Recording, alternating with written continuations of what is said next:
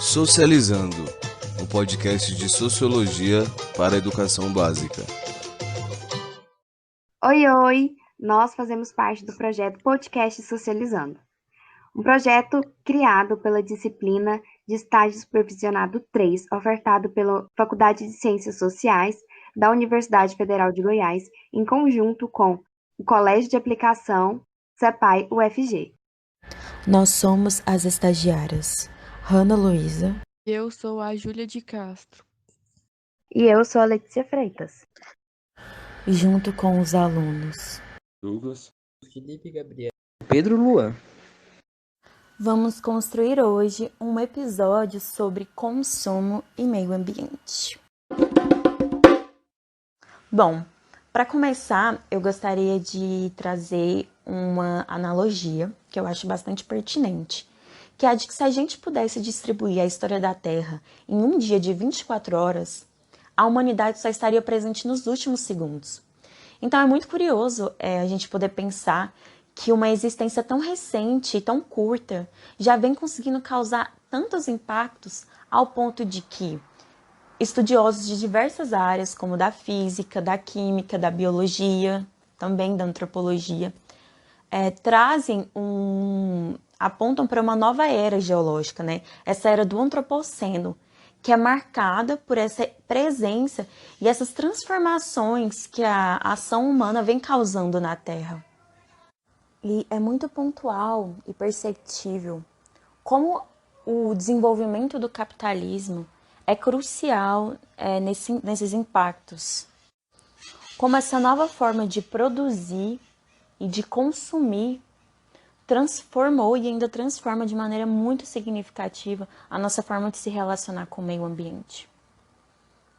Então, nesse sentido, para a gente começar a contextualizar a nossa discussão, é muito importante que a gente fale um pouco sobre o capitalismo e suas fases.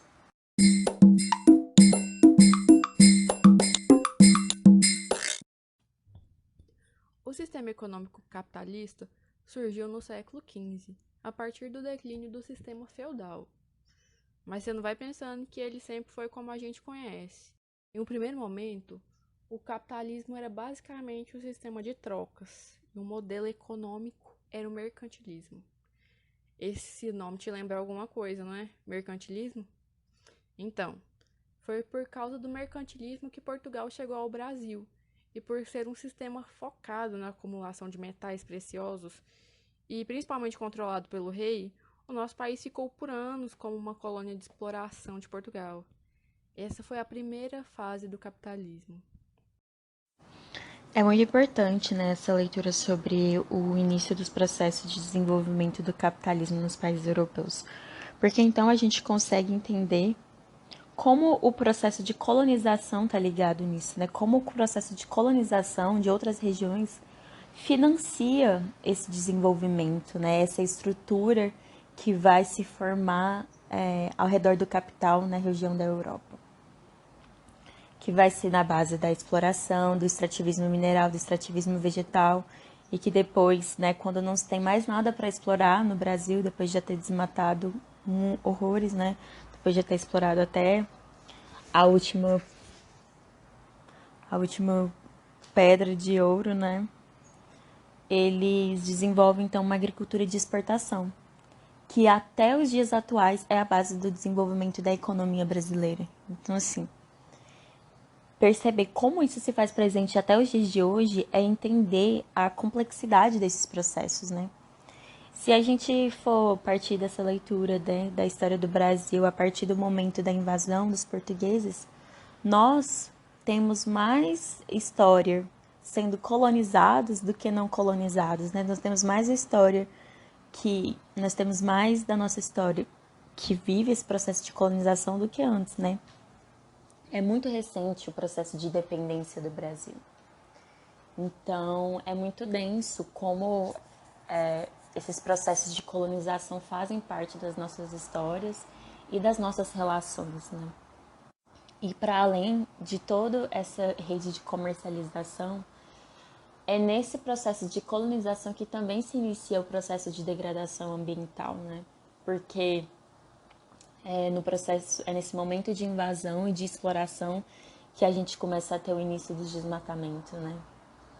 A Mata Atlântica foi quase 100% extinta por conta desses processos que se deram em decorrência da colonização.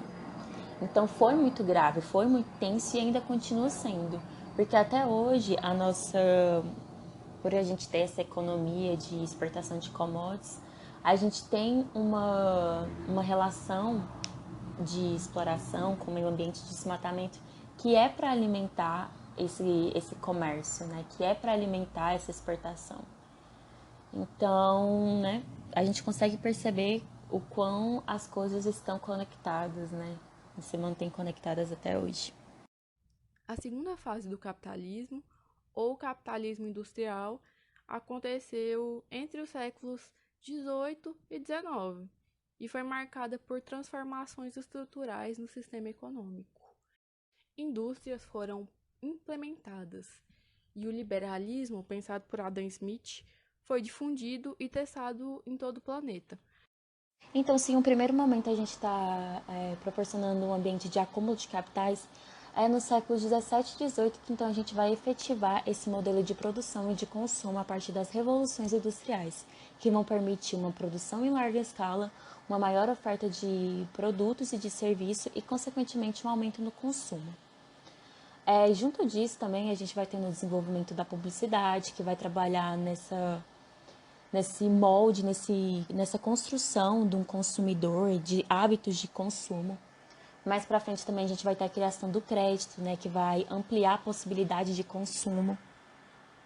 E com tudo isso acontecendo, todo esse processo também ele vai se acelerando em si mesmo, né? A tecnologia vai aumentando e vai expandindo essa possibilidade de produção, assim como essa possibilidade de consumo. E o mais interessante nisso tudo é que, então, o consumo ele vai se ligando a uma lógica de desenvolvimento.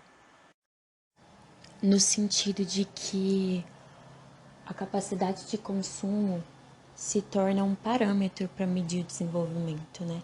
Então, se em um determinado lugar você está podendo consumir mais, quer dizer então que esse lugar está se desenvolvendo. E um ponto curioso e também problemático ao mesmo tempo sobre isso, que nos faz questionar, é pensar a relevância de outros parâmetros, né? Por que o consumo, então, se torna a maior referência, né? E as outras coisas, será que elas não merecem tanta referência quanto isso, né? Porque o que será que um parâmetro de consumo, né, está realmente nos informando sobre a sociedade? Será que ele consegue, será que ele é suficiente para expor sobre as desigualdades econômicas e sociais? E será que ele é suficiente para dizer também sobre problemas ambientais? Porque é curioso, né, pensar que as pessoas se orgulham tanto de uma dita modernidade, uma evolução, né, o desenvolvimento, mas não consegue ter uma relação saudável com o meio ambiente, não consegue ter uma relação saudável com as outras pessoas, né? Então é muito curioso, assim. E aí a gente fica se perguntando, né? Qual o espaço do debate ambiental dentro do capitalismo e dentro do consumo? Sabemos que é inevitável que façamos uso de recursos naturais para viver. Mas de que forma isso está sendo feito? O planeta tem a capacidade de repor na mesma proporção que tiramos? Os dados apresentam uma situação extremamente delicada. De acordo com o relatório do Planeta Vivo de 2018, feito pelo WWF, a população já consome 30% a mais que a Terra consegue repor. E a ONU prevê um aumento considerável na população do planeta. Ao somar os fatores, percebemos que a conta não fecha. Se continuarmos a consumir de forma desenfreada sem pensarmos para onde vai o que consumimos e para onde vai o lixo que geramos, é possível que a partir de 2030 a Terra comece a apresentar deficiência de recursos. Sendo assim, é de suma importância repensarmos sobre o que consumimos e se o que consumimos é essencial. Até mesmo aderirmos a novas formas de consumo, como, por exemplo, dar preferências a marcas e produtos que tenham alta durabilidade. produtos que pensem as embalagens e que produzem menos lixo. Pensando em novas formas de consumo, é interessante analisar como a pandemia de Covid-19 fortaleceu as compras via internet. Para algumas pessoas já era um hábito comum, que se tornou mais corriqueiro. Aumento de assinaturas de plataformas de streaming, aplicativos de comida e aquisição de bens de todas as formas, online. Algumas empresas, como a Amazon, chegaram a apresentar ganhos inimagináveis. Outras empresas afirmaram vender muito mais na pandemia que na Black Friday de 2019. Essas modificações no consumo se apresentaram viáveis a partir do investimento no marketing digital.